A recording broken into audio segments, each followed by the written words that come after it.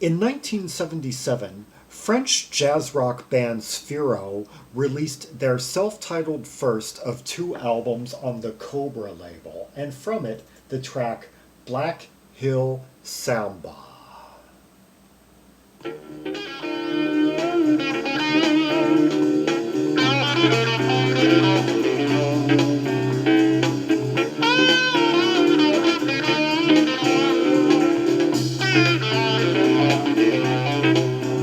Okay, so far we got some pretty gruff Fender Rhodes amid some like kind of searing, vaguely fuzzy guitar.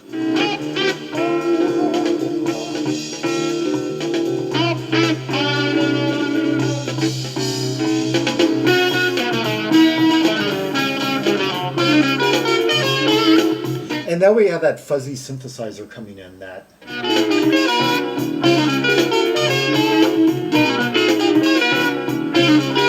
a sound similar to what what's his name, Pat Martino used on his was using circa 1976, like on that track, the Blue Macaw.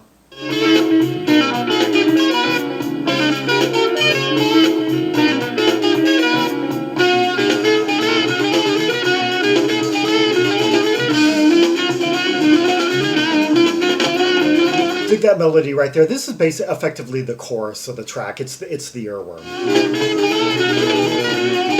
B,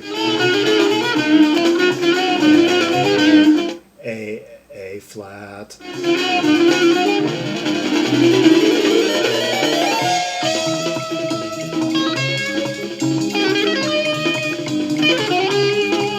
And now this is quite a change, a real rapid run.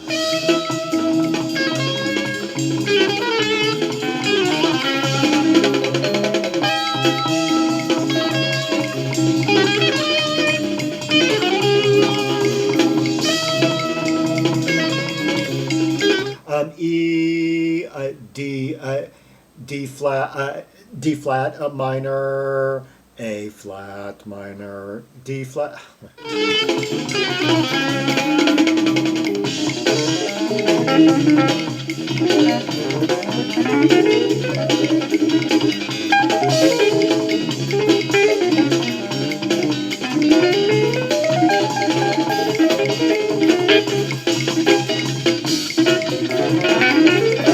Okay, now we have a run of electric piano, it sounds like, and let's see. Gerald Maimone is credited with quite an arsenal here. Fender, piano, of course. Vibraphone, okay, maybe some other. No, I think we're going to be hearing that pretty soon. Let's see, Moog, ARP, and Korg synthesizer, the big three. Yeah, the era. Interesting. And acoustic piano somewhere, yeah. Amazing. It's rare that I see just the big three listed like that, side by side. And so we might be in for a treat here. Maybe we'll get to hear all three in this track and like try and take them apart with our ears.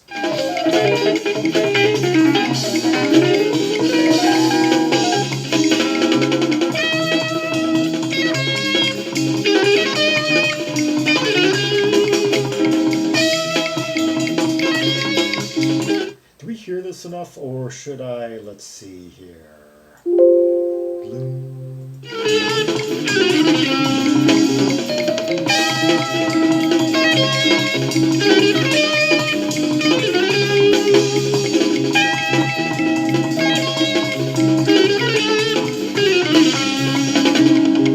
Quite some impressive drum fills there by Cactus Garel.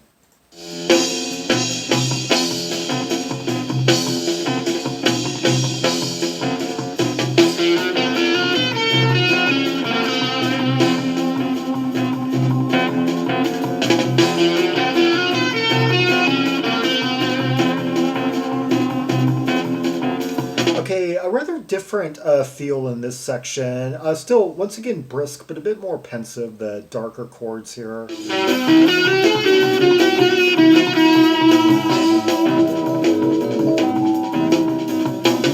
think it's just like dun, na, na, na, na, like a half step, like kind of just that kind of claustrophobic feel where you're basically just fidgeting in a single key and then maybe with like a half step move it is all the room you're given.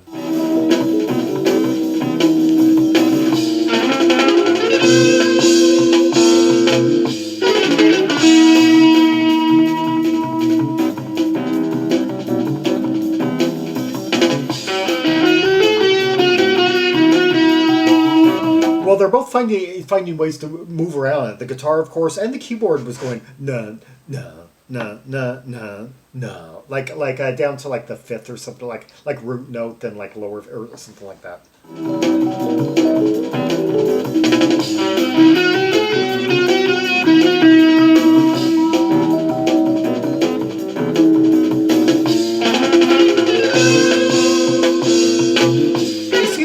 Freedom you can give the soloist with just like a single half step move, like up from like A flat to A, no, or no A, yeah, no, we're in A right now, A, B flat, yeah, like that, and then they have like another whole like the scale, just that half step up, just to introduce all these like other notes that you can like run around to, like particularly when you're going up the octave.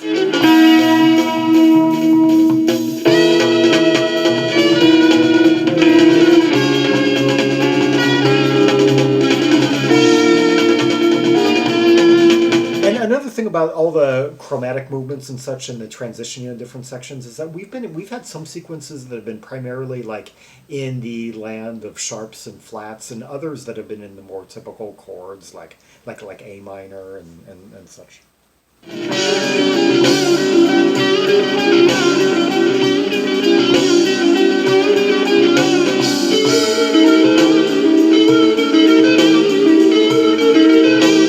Kind of more of that ghostly, like Fripp-like tone here. No, kind of bendy sustains. At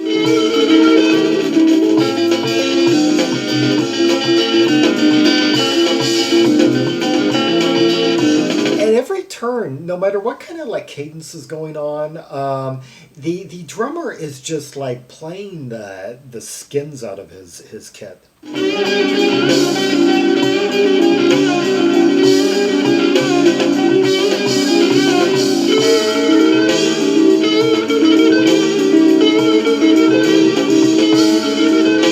Like throwing in like just like the right amount of space with some like cymbal sustain to get to fill up the mood of this guitar line that we got going.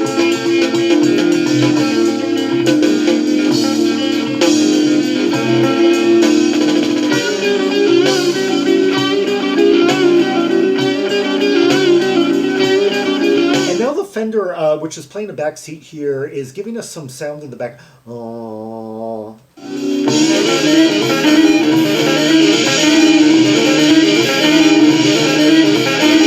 And then the minute I describe something, it completely changes, and don't you get that kind of like fizzy sound in the guitar? That hear that?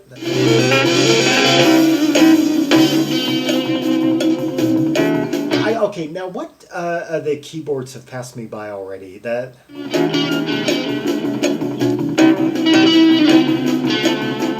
Okay, that's a Fender once again, obviously, amid some guitar. Bit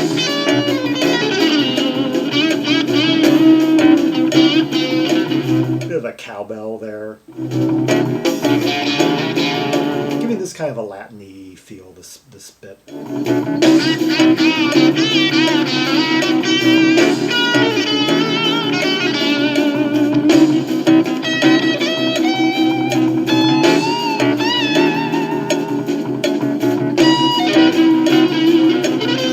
I wish I had tried to keep count of the amount of sections as they go by. It would be interesting to know how many actual movements the song is made up. 5.5 minutes in, and this seems pretty rather through composed. I don't think anything has repeated yet. Towards the end, I think we're going to get some recapitulation of things we heard, or of movements we heard early in the track.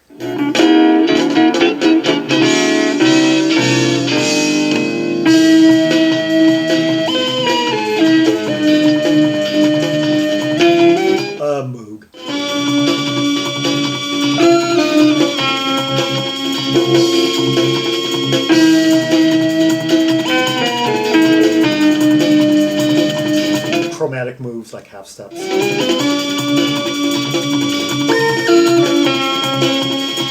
going like a chromatic descent between A and F sharp, I think.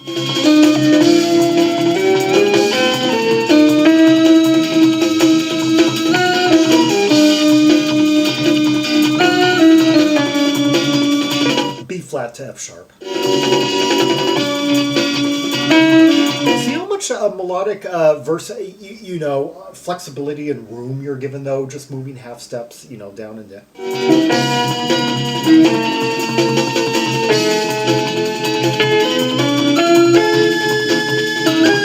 It's like you can take a melodic idea and spin it, and just and each time it resolves, the root note drops half a step, and so you get to explore it in a slightly different way, and the gradual changes like have this.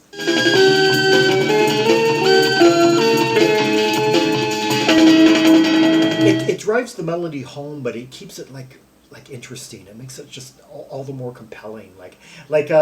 Because you might gradually find that just when you get to like it, you might like it even more as it's altered by the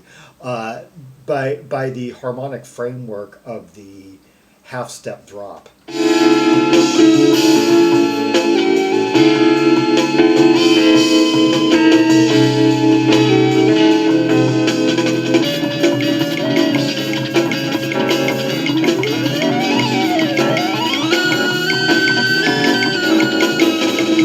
Real late 70s kind of Moog sound that I've heard on Manfred Mann's Earth Band. I'm thinking Starbird, or I'm also thinking of Starbuck.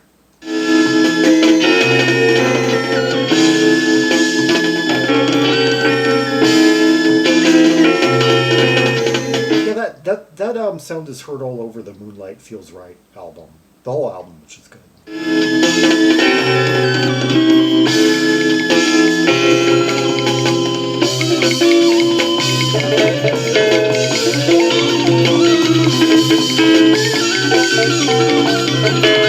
Fender and Moog interplay.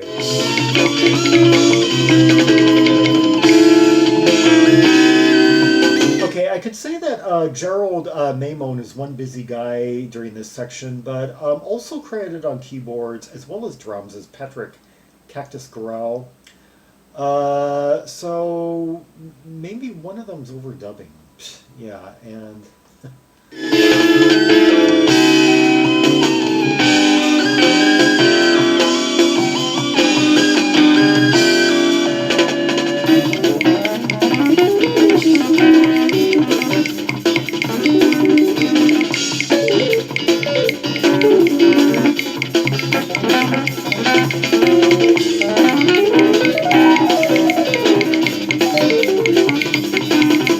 Now, while this is primarily a rapid-fire passage for Gérard Maimone, once again, on his Fender, amid some really torrential rhythmic interplay by bassist Rido, Bayonne, and drummer Patrick Garel, there is some acoustic guitar being kind of briskly played, low in the mix, some chords by Michel Perez. Okay,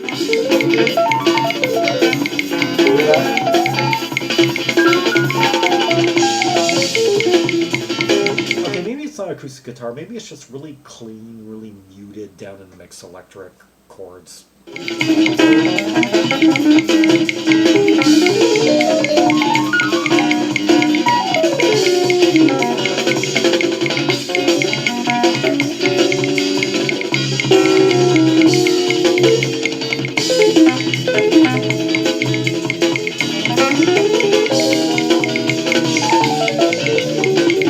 I like that movement right there. Yeah, you just keep on moving half steps, and you certain landing places are just really glowing spots of it all. I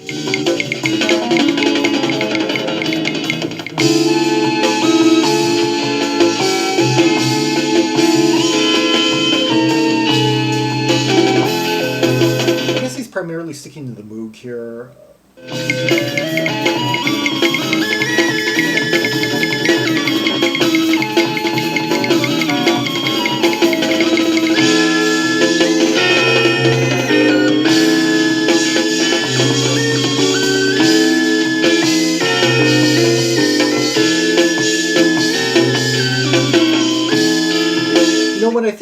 of ARP, the first thing that comes to mind is sticks, and that's the kind of sound I'm always listening for when I'm trying to listen for an ARP.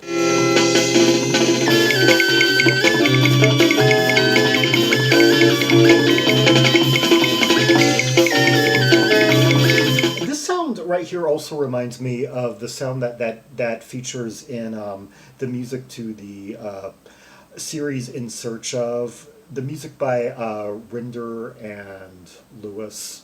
Yeah.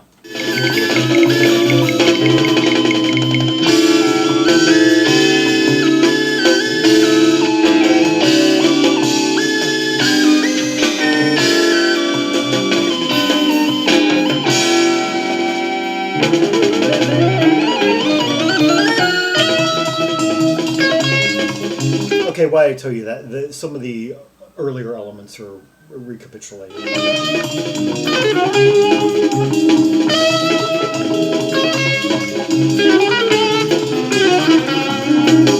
Okay, this is about it was about 9:20 into the track where suddenly we're now hearing a repeat of early. We're bookending now.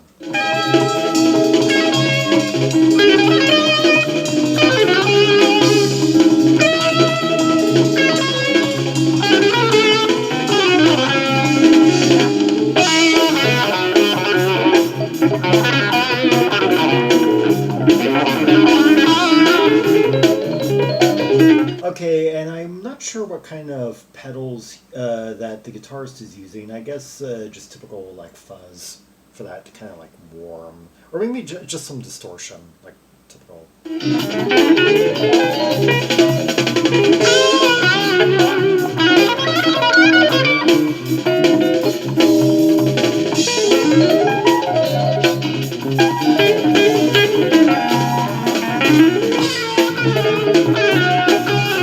Okay, and while Gerald Maimone didn't seem to whip out his vibraphone in this track, there is somewhat of a vibe-like tone, or kind of like a marimba-like tone I'm hearing on that.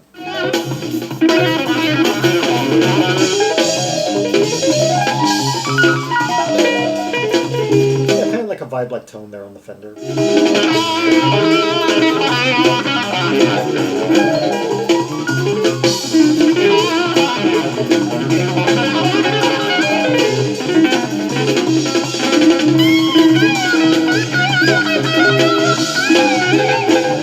Oh, here the guitarists just hold those notes and make them kind of like bend and.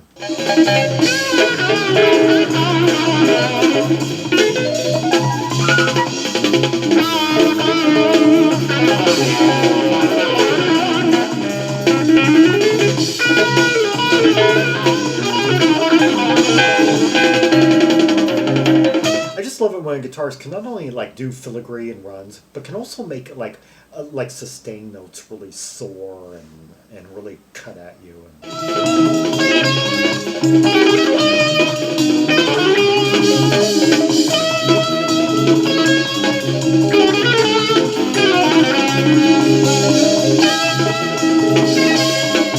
Okay, I think the biggest attraction right in this moment is the drumming, the windy flur, you know.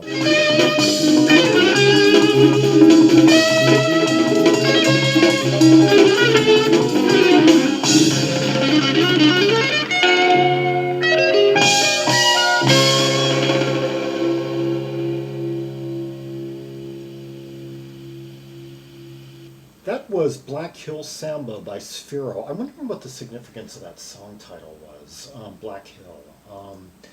Anyway, yeah, off their 1977 Cobra Records release, Spheroe.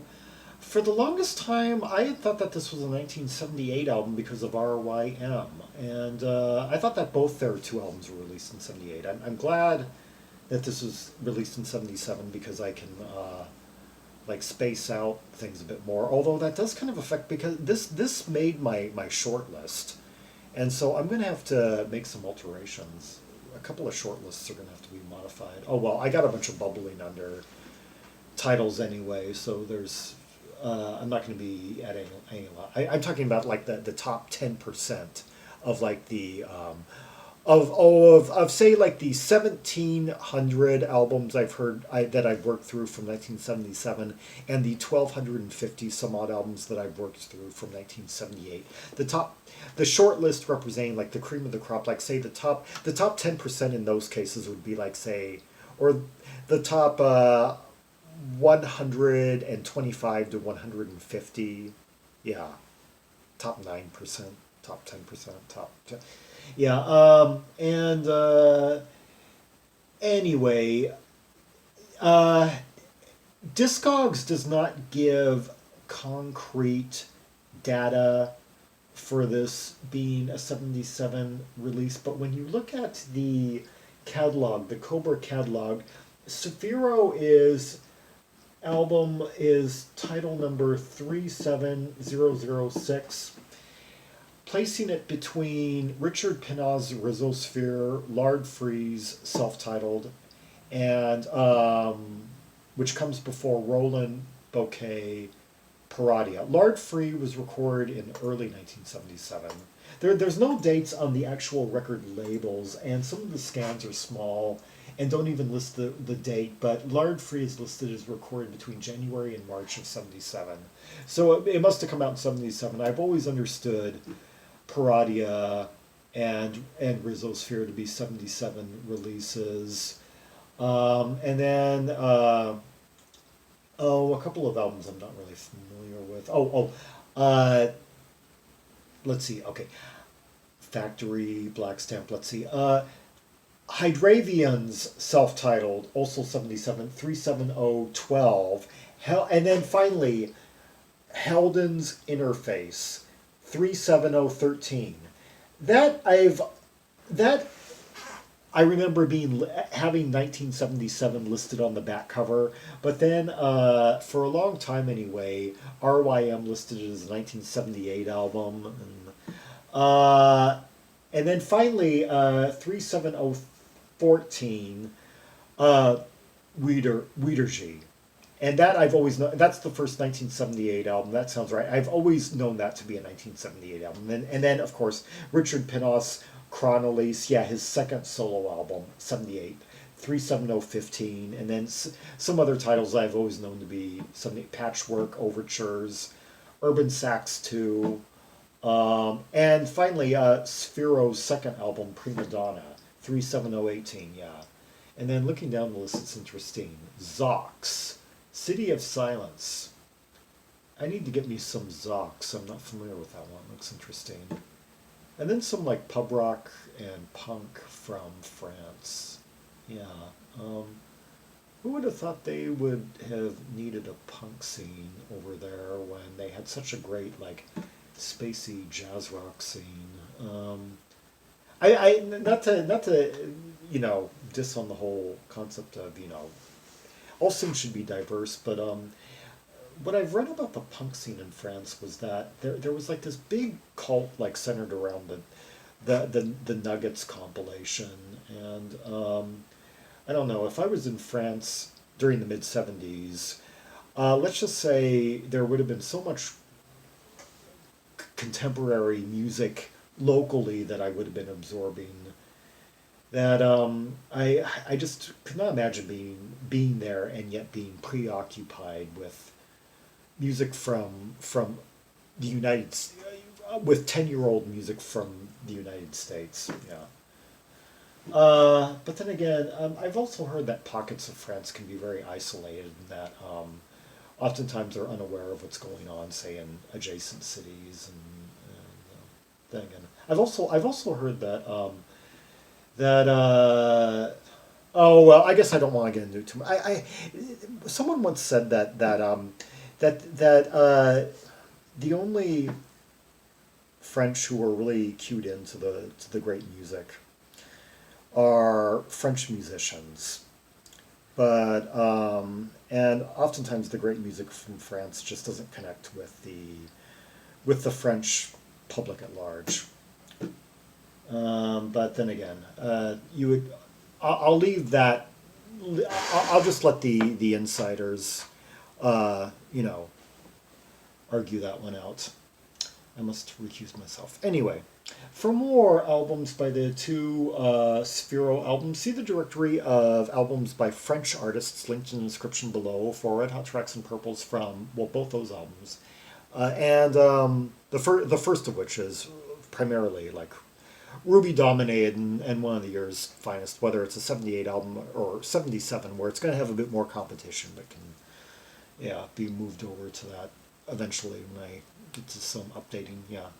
And I do say, I do cherish the day when the release dates on all 70s era albums and 80s era albums are finalized. Yeah. Like and subscribe, follow me on social media, share the video, and leave a comment if there are any observations you have about the track we just heard. The layers, the interplay, the soloing, the passages, yeah, the number of passages, which movement was your favorite, which solo was your favorite, which instrument stood out to you, yeah. And until next time, this is Zaragon, the world's most ear trouble Tremexmonist, signing off.